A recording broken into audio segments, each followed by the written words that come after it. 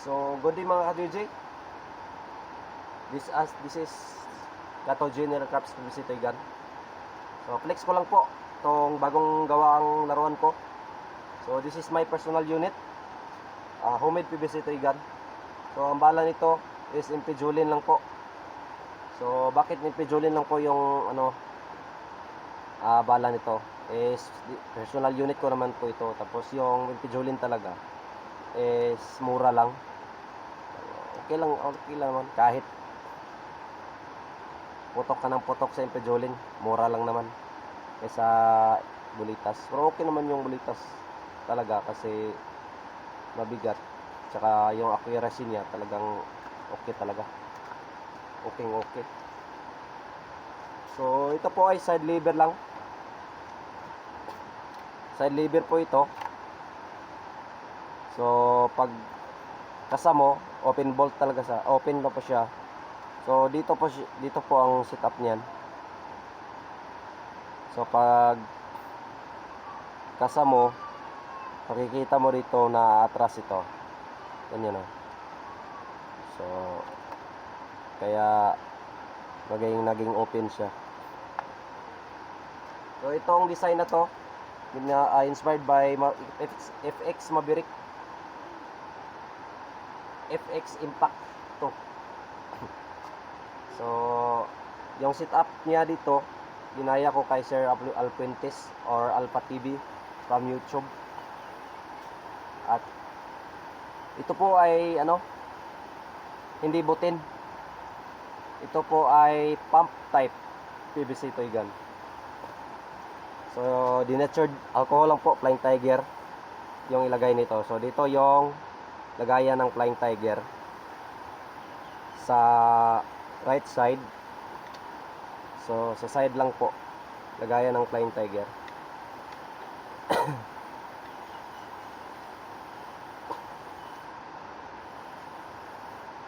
So, yung pump niya nasa loob. O, itong pump po niya ganyan lang. So, may butas siya dito. So, i-smooth pa natin to para maganda talaga tignan. So, bakit may butas dito? Kasi para yung singaw ng para makakuha yung hangin yung natin, pump. So, ganyan lang. So, hindi pa nalagyan ng barrel na pang-impi yung chrome pipe. So, bukas ko nalagyan. So, yung scope niya, scope po ito sa laruan ko na AR-15. So, itong scope para dito talaga to. Kaya binili ko ito para dito. Kasi yung scope ng AR-15 natin is scope, red dot scope lang po. So, may rubber na po siya dito para hindi masakit sa balikat. Saka may rubber din dito. So, manual load lang po. Kasi ginawa ko ng magazine kanina. So, hindi siya working. Kaya, yun, nag-iba ang isip ko. Manual load lang. Okay naman.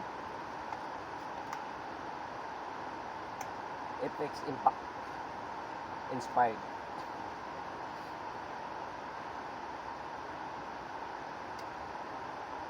So, parang pangit siya talaga tignan kasi siya. Naka level. So, ang gagawin ko nito, ganito kataas yung barrel. Pero lagyan natin ng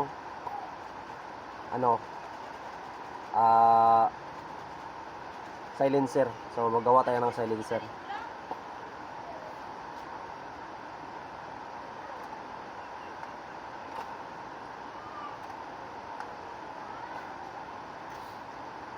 So, yun lang mga guys. Ito po ay matanggal-tanggal po ito. So, nasa loob ito. Ito po ay para sa pump. So, ito matanggal din ito. Matanggal-tanggal itong denatured tank. So, ginawa kong ganito para matago yung pump. Hindi siya makita. Parang magmukha siya na Impact FX.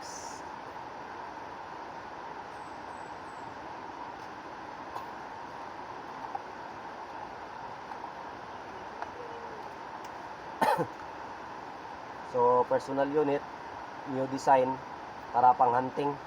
Kasi yung AR-15 ko na personal unit is dito pwede pang hunting kasi baka makamalan tayo ng taga ibang planeta.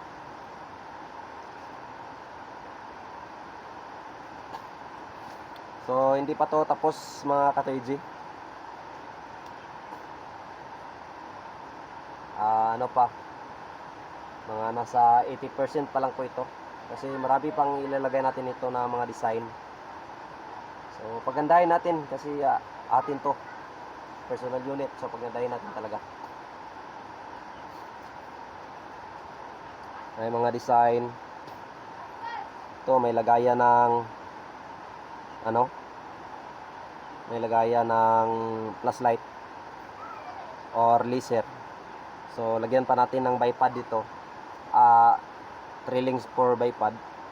So itong railings niya, so pinagdikit ko lang na PVC na nilapad. Tapos lagyan natin ng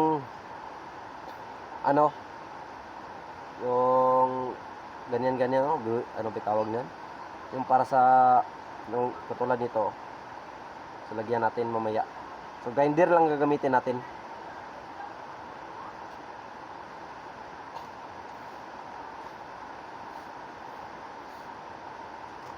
So okay naman.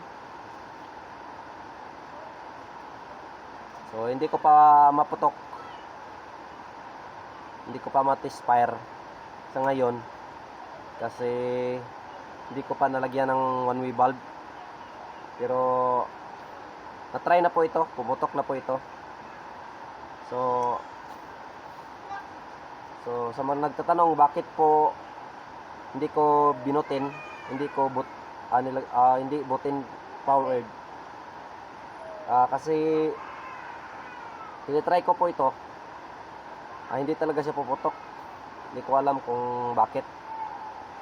So new setup kasi yung niya, new setup yung tangke niya, yung chamber niya, kaya hindi ko kabisado.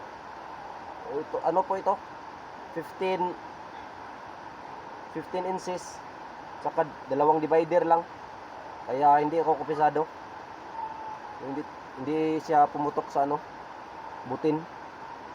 So iwan ko baka sa